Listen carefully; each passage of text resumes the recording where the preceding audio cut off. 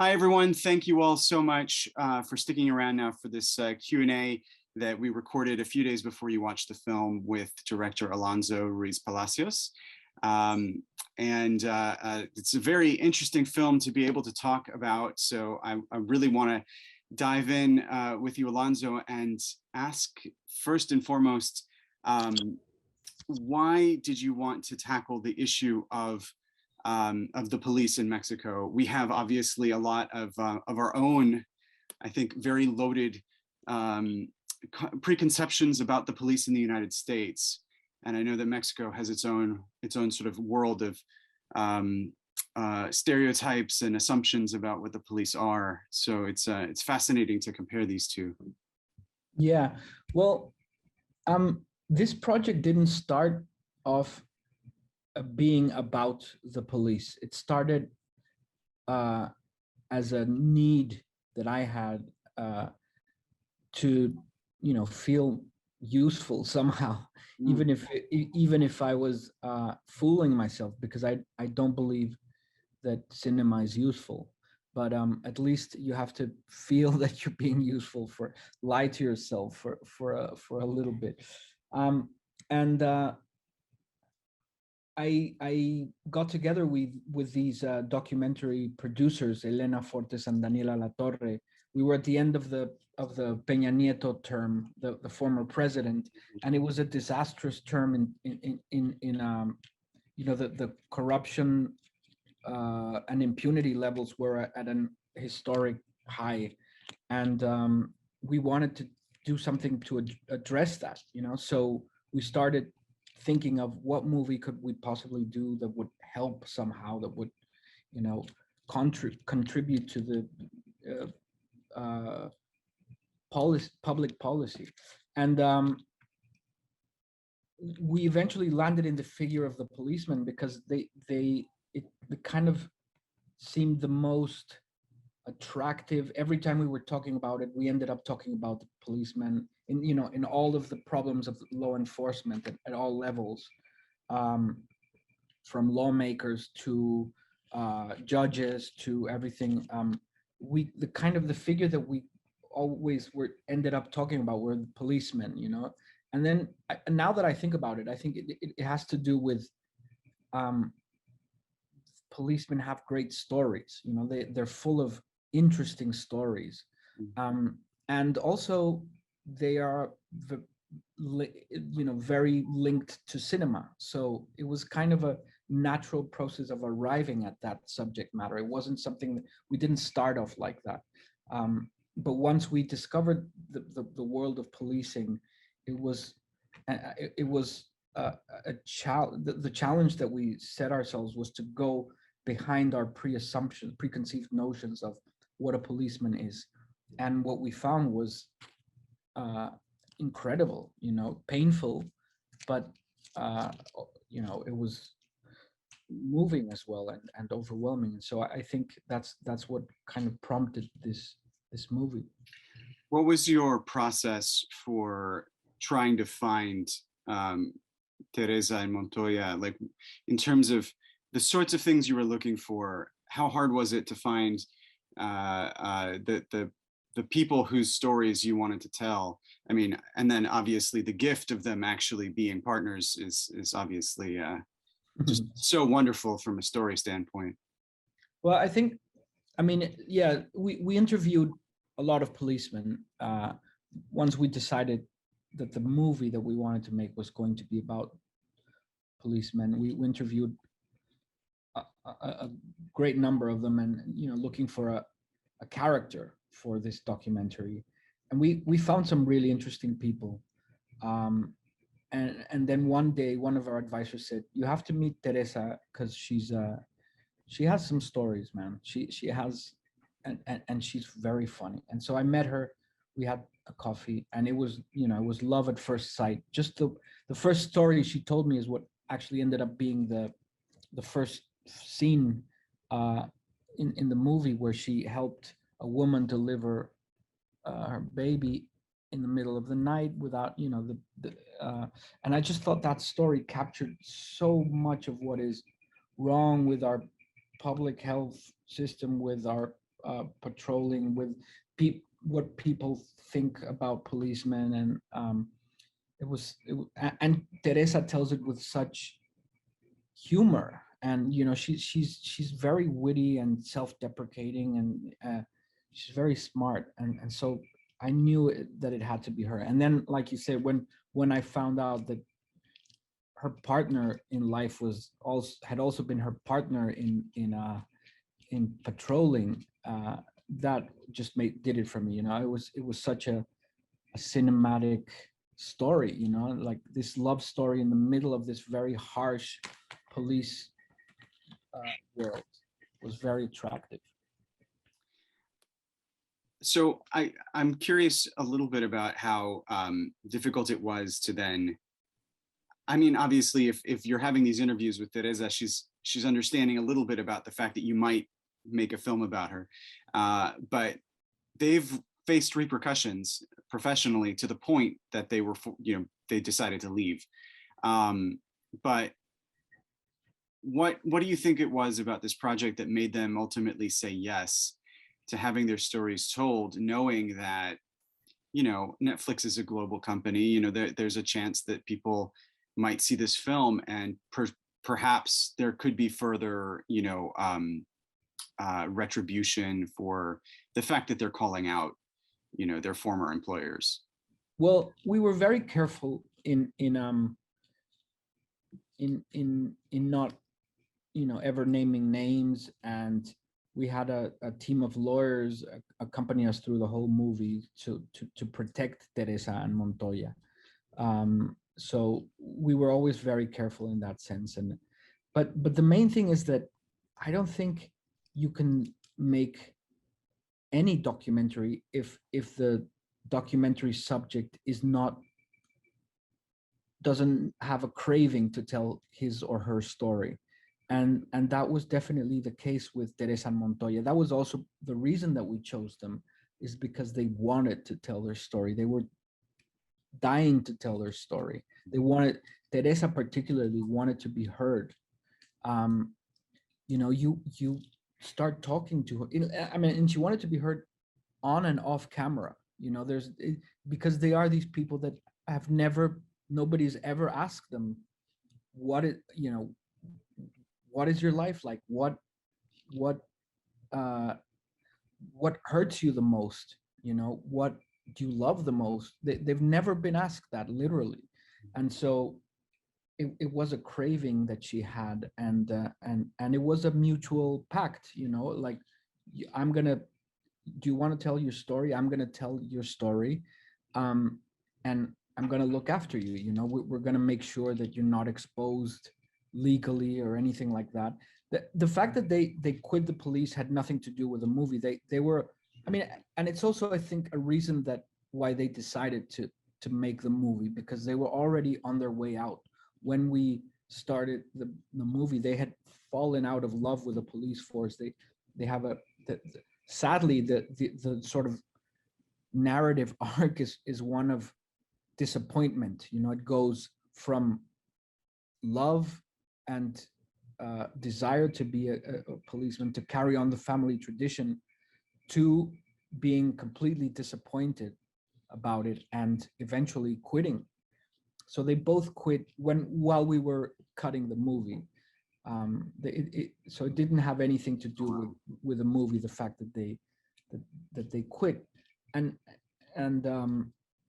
But I think that, yeah, we couldn't have done this movie if they hadn't, if they didn't have that desire to tell it. Let's talk about the fact that you decided to structure this with, first of all, shooting with actors, shooting the preparation, and then also having some documentary footage with the actual Teresa Montoya. At what point did you want to play around with those different layers, insofar as, like, obviously if the actors are filming their rehearsals, you knew early on that process was going to be important to document. Did you sort of like have this structure in mind from the beginning, or did it evolve as you got a sense of whether or not they wanted to be on camera more, or you were going to fully, sort of dramatize this with actors? I think that the whole movie came about, the form of the movie came about very organically, and in that sense, I think it's the most freeing of the three features I've made, in that we didn't set ourselves any rules from the start. We just, everything was a solution to practical problems. So the fact that choosing actors to play them was a solution to the problem of how are we going to illustrate all these things that they're talking about. We need dramatization, and I didn't want to do just standard dramatization because it's always corny and to me, and it, and then I have a weakness for actors. I trained as an actor myself. My wife is an actress, so I've always been really interested in the creative process of an actor, and realizing that empathy is their working tool. Empathy is the most important tool, and it's interesting to think of empathy as a tool, as something that you need in order to work, to do your work. And so that was, I thought, well, we actually need that to the actors do that all the time, and we need that as a main component of taking the audience on this journey of going behind our prejudices, our preconceived notions of what a policeman is. So that's when we decided to record the actor's process as well, to make it a part. So it all kind of happened. It was a very weird movie in production wise. Also, I take my hats off to Elena and Daniela, who were very patient with me and were always like, okay, all right, well, let's do this. And it was very irregular in that it had different stages, and the kind of new stuff came up and we had to react to it. So it's very interesting. Is there anything about the story with the two of them, or with the two actors playing them, going through the whole rehearsal process, the research process of going through training, that gave you a different perspective on the police force that maybe you didn't bring into it already? I feel like the perception of the Mexican police force is already pretty like firmly established, I think, to the outside. Mm-hmm. But actually going into the inside, you get to see things from a different perspective. And one of those things, for instance, I think in the film, is understanding the difficult position that the average policeman faces with the petty, the small bribes. Yeah. So I'm just curious, what sorts of things surprised you along the way? I think everything, it's very different to, I mean, in that sense, I think documentary is such a wonderful, privileged tool to know the world, to get to see something in a very close, way, that was very distant to you. And so in that sense, I think, for example, finding out that many of the cadets are single moms, like how the amount of single moms there are in the police force was incredible. I think it's something like 95% of the women of the who are in the police force are single mothers. It's huge, I mean, their wages and all of that, but also just getting to see these people, the cadets. One thing that broke my heart was how a lot of the older policemen that we interviewed, they all said that their favorite, their most cherished time in being a policeman was in the academy, which lasts only 6 months. So, like, what does that tell you about a policeman's everyday life? Their favorite moment was when they were young, and it lasted 6 months, and that's when they were motivated and in love with their work. So that's, yeah, seeing those faces of all those kids coming into the police academy was very, very moving. Seeing what, where they come from, you suspect it, but it's meeting them personally is different. You see all these little kids that then you'll see as policemen stopping you in your car and asking for a bribe, but then you've seen where they come from. You've seen how they started off, and a lot of them started off because they didn't have a choice. They did, they have a low level of school escolaridad. They only got to like secondary school. Um, so they don't have many options, and a lot of them go into the police force uh, just as a job. It's a very few, and others, another good number goes into it from family tradition. There's lots of sons of policemen, but very few come into the police force with a conviction and a real vocation of upholding and serving the law. So that's, you're going to end up with poor results, obviously. And are these stories that you heard when you were in the casting process, when you were trying to find people, or are these additional interviews that you were filming throughout? Throughout, and before, like we interviewed a lot of policemen before rolling cameras. We it was like a 2-year investigation process before we turned the camera on. So, I mean, both there and then once we were shooting, there's a lot of stuff that was left out. For instance, the actors went to 3 academies, and in the movie we only included 2. The third academy that they went to was cut out of the movie because it was an academy that was up north in Culiacan, and it just kind of broadened the film too much. It brought about different, more complicated issues. We were spreading ourselves thin, including that. So we decided to cut it, but we learned a lot about the police while being there. We interviewed a lot of cadets and a lot of their teachers and the people in the higher end of the chain. I was thinking, for the at least the beginning and the end, you do have so much of it tied to the story as being told to you, from Teresa Montoya, and then you have this middle section that is so open to explore these the experiences in a little bit more of a sort of traditional documentation. What were some parameters that you placed for yourself, because you could really go into all these other things that are happening in the story of Montoya and Teresa, that the graft with the politicians, more about like the way that the perception of the police from various just sort of average everyday citizens and things like that. There is such a it's such a huge topic because the police are in the middle of so much of society.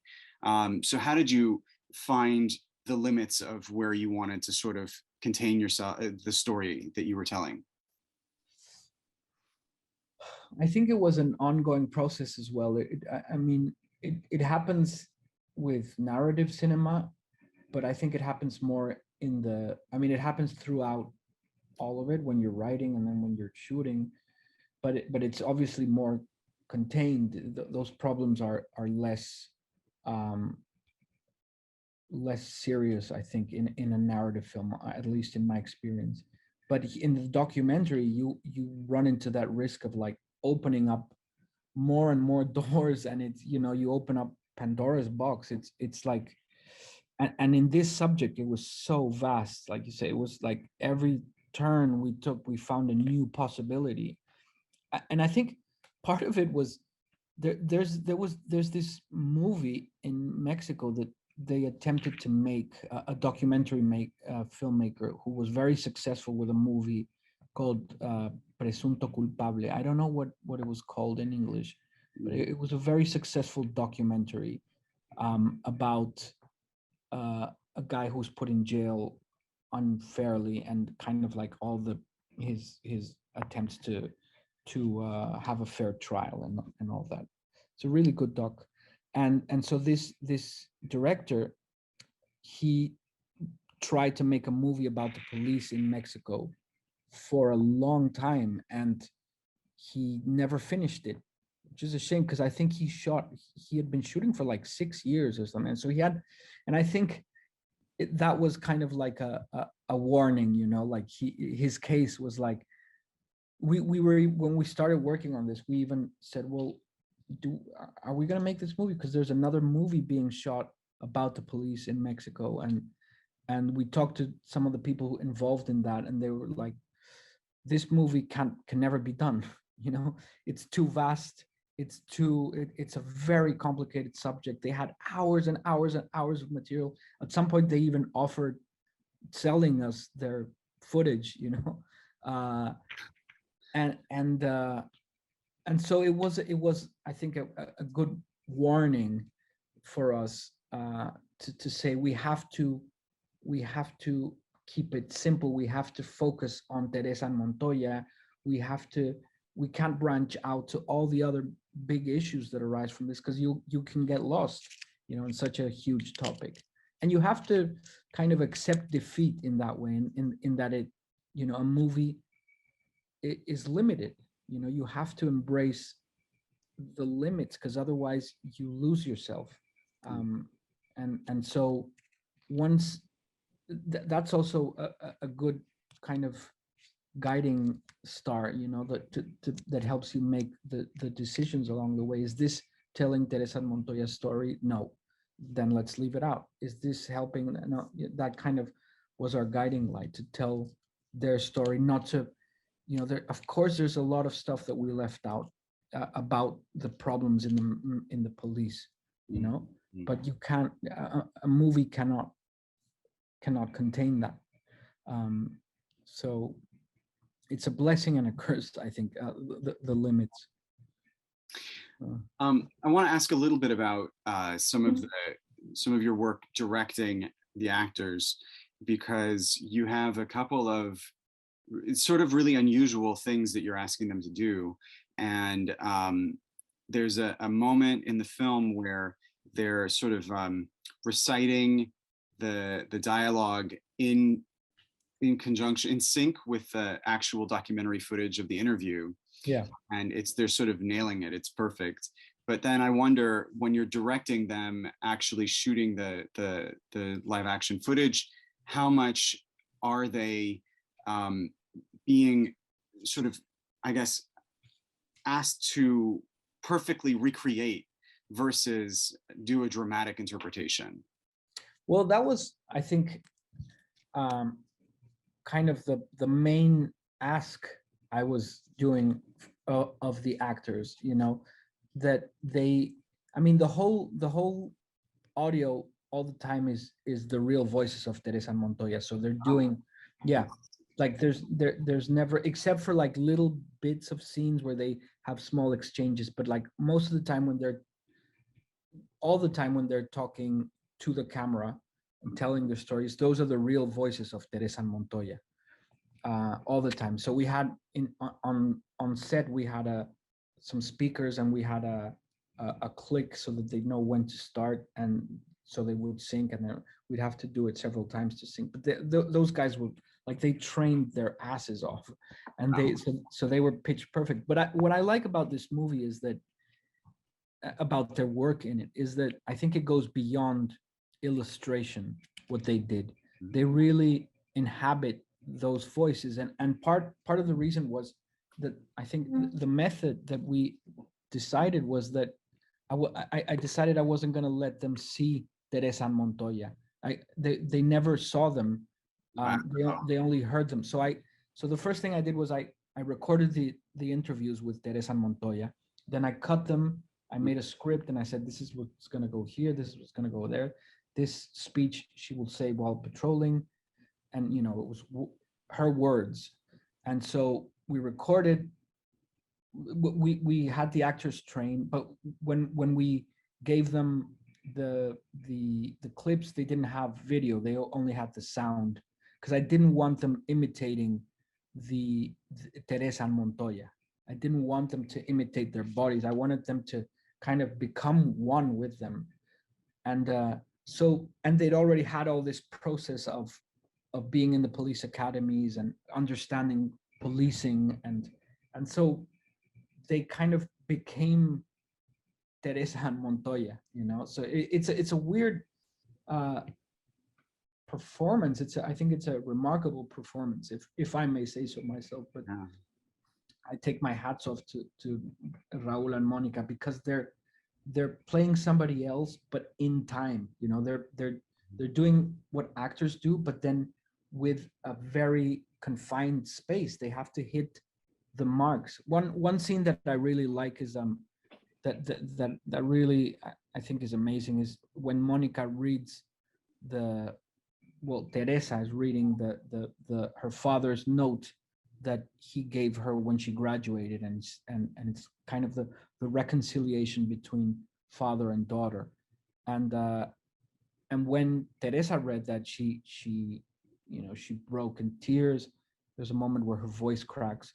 And uh and so when Monica was playing her, but in sync with the real audio, she has to cry in sync, is a real you Amazing. know, that's a real craft.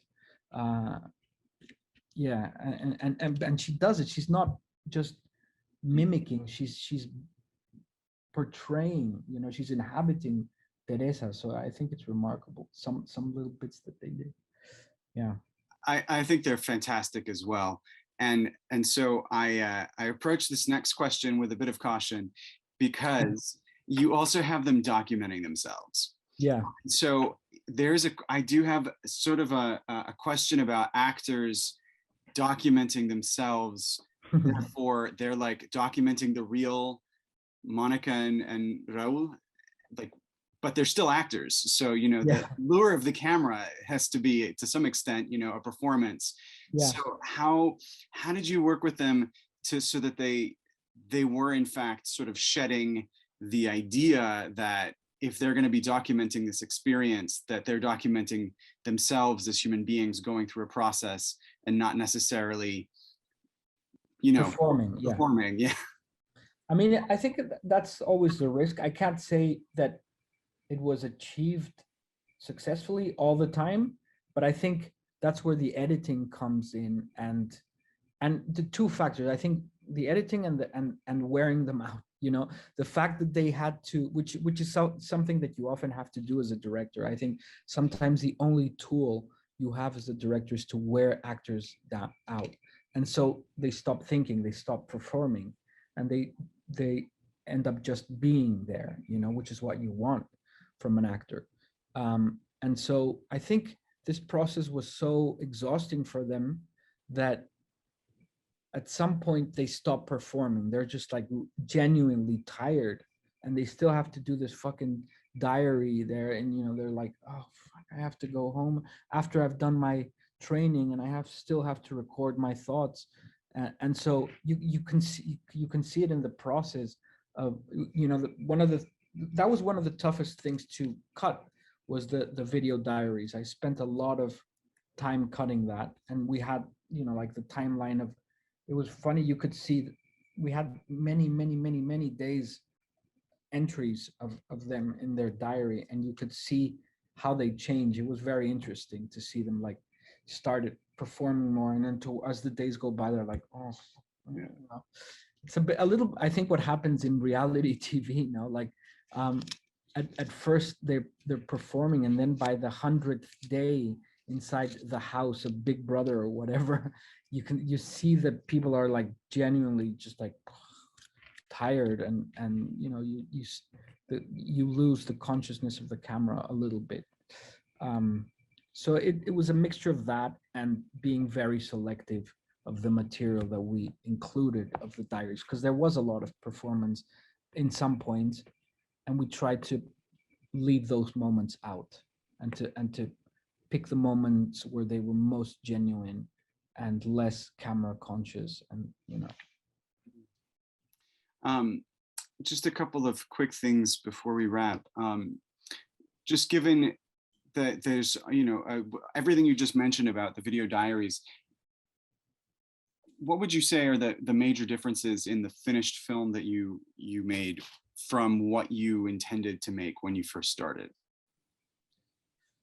Oof, I can't even remember what I intended to make, honestly. Like, it's so, the journey is so, in a way that I think you could ask that of the actors, and they wouldn't know how to answer it. Like, it was like, I can't remember what I was thinking when I got into this.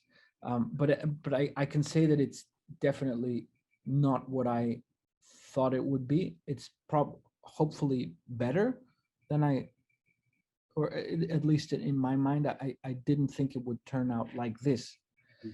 I'm sure it has a lot of faults and everything, but I'm still surprised by some of the stuff that we got in there. There was a lot of happy accidents in this movie, in the making of it, all throughout, like all the time. For example, we didn't never plan to shoot that scene in the gay pride march. We had written a scene that Mm. we wanted to do in a stadium where you would see the average citizen's attitude towards the policeman, and we couldn't get the permits to shoot in any stadium. We were going to shoot a football match, and we were giving up on that. And the line producer said, "Hey, it's Gay Pride is tomorrow. Why don't we shoot there?" And I was like, "Fuck yeah, let's." And we went there guerrilla style, and we shot all of that, and we shot that scene where, I mean, that's obviously staged. When a guy walking by starts to piss on a tree, and that gets in trouble. But what we didn't plan was that, I mean, the reaction, we really hit the camera. We shot with a long lens from very far away, and so people didn't know that there was a camera rolling, and it was very interesting, the reactions of the onlookers, that people like, oh yeah, this happens. This is something that happens. And then this one guy comes and says, aren't you going to do anything about this? He says, I live in Miami, and if you do this in the States, he goes like that. And that was just such a, and Raul, that was just a real guy in the street. He wasn't part of the actors, who said that. And Raul he's very quick to improv and also, and he says, he doesn't break character. And he says, well, we don't live in the US, we're in Mexico, man. And it was such a great line, and so the film is made of all those happy accidents. Mm. I have to let you go, but I just really wanted to quickly know if Teresa has a relationship to the child that was named after her. That must have been such a moving experience Yeah, after it being so frenetic. she does. I think she kept in touch with them. I don't know if she still, but she kept in touch for a while. And then she told me that it's not the only baby she's delivered. I think yeah. Wow. Yeah. Well, thank you so much, Alonso. I really appreciate you taking this time, and I hope that someday we'll get to welcome you here at the university. Thank you, Alex. Have a great day. You too. Take care. Bye.